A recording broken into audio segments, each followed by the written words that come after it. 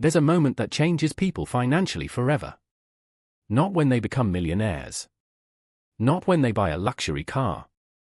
It happens much earlier than that. Usually in silence. A random Tuesday night, a banking app opens, and for the first time in their life, they see 5 digits sitting in their account. $10,000. To some people, that number sounds small. To others, it feels impossible. But psychologically, it may be the most important financial milestone a person ever reaches. And almost nobody talks about why that moment feels so different. Because it's not really about the number, it's about what that number does to your brain. Before $10,000, life feels fragile. One unexpected expense suddenly feels dangerous. A strange sound from your car, an email from your boss, a medical bill, small problems start feeling like threats because there's no margin for error. And when people live paycheck to paycheck long enough, stress starts feeling normal. Part of the brain stays in survival mode all the time. Calculating, preparing, worrying.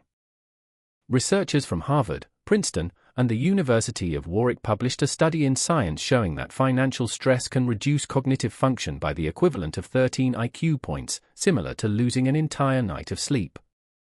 Not because people are less intelligent. Because mental bandwidth gets consumed by survival. And one of the most fascinating parts of the study involved farmers in India tested before and after harvest season, when money was scarce, versus when they had financial relief. The same people performed dramatically better cognitively once the financial pressure eased. Same brains, different financial reality. That's how powerful financial stress really is. That's why the first $10,000 matters so much. Not because it makes you rich. Because it creates breathing room. For the first time, life stops feeling like a constant financial emergency. A car repair becomes frustrating instead of catastrophic. A surprise expense becomes annoying instead of terrifying. And once that pressure decreases, something important happens, your decision-making improves. Because fear is expensive. People make terrible financial decisions when they're desperate. They stay in jobs they hate because they can't afford uncertainty. They avoid risks because even a small mistake could destroy them financially. Research consistently shows that workers with emergency savings perform better, miss fewer days of work, and are more willing to negotiate salaries or pursue better opportunities. Not because they're smarter. Because stability changes behavior. Someone with no savings walks into negotiations already afraid. Someone with $10,000 walks in differently. They can wait. They can say no. They can walk away. That financial buffer isn't just security, it's leverage. And this is where most people misunderstand money. Money doesn't just buy things. It buys options, time to think, the ability to walk away. And people with options move through life differently. Because desperation has psychological weight to it. And saving slowly removes that weight. But the first $10,000 changes more than security, it changes identity.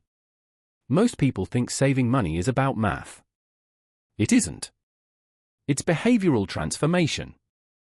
The hardest part of building wealth is becoming the type of person who consistently keeps money instead of instantly spending it. At the beginning, every saved dollar feels painful because your old habits are stronger than your new ones. Behavioral economists call this present bias, our tendency to prioritize immediate rewards over future benefits. And brain imaging research shows something fascinating. When people think about their future selves, the brain often reacts as if it's thinking about a stranger. So saving money for future you can emotionally feel like giving money away to someone else. That's why saving feels difficult at first. But eventually something changes. Saving stops feeling like punishment. It starts feeling normal. And once that identity changes, everything else becomes easier. Because wealth building is rarely one giant decision. It's hundreds of small decisions repeated consistently over years. Making coffee at home, keeping the old car longer, investing before spending.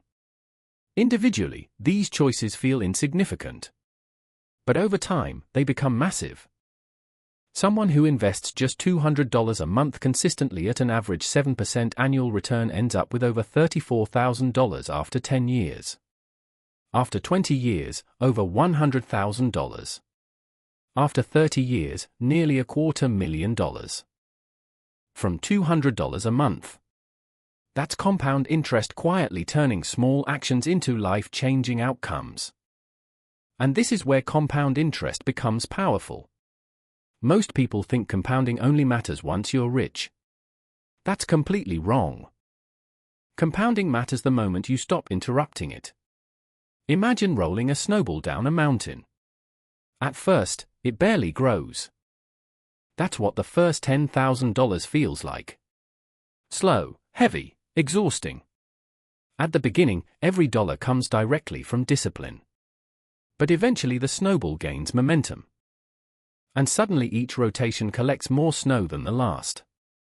At a portfolio of $100,000, a 7% annual return generates roughly $7,000 a year automatically.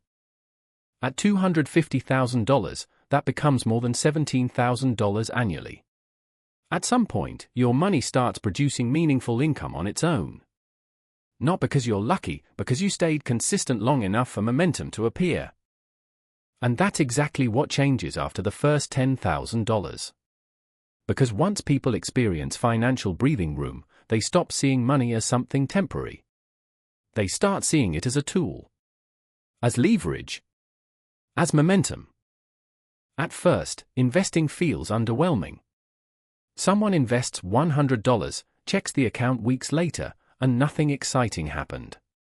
But compounding was never designed to impress impatient people.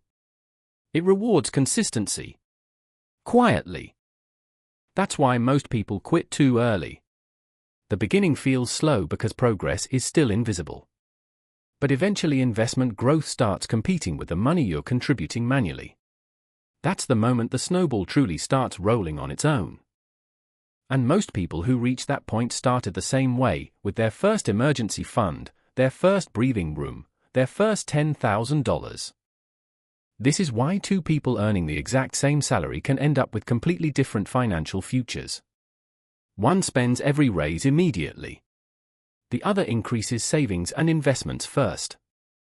At first, the spender often looks more successful. Better apartment, better vacations, better lifestyle. But over time, the gap becomes impossible to ignore. Research consistently shows that income alone does not predict wealth nearly as well as savings behavior does. Because compound interest magnifies habits. Good financial behaviors compound. Bad financial behaviors compound too. And small monthly decisions repeated for years eventually become enormous outcomes. Because people stuck in survival mode struggle to think long term. That's human nature. When the brain feels unsafe, it focuses on immediate protection. But once safety appears, patience becomes possible. And patience is where wealth is built.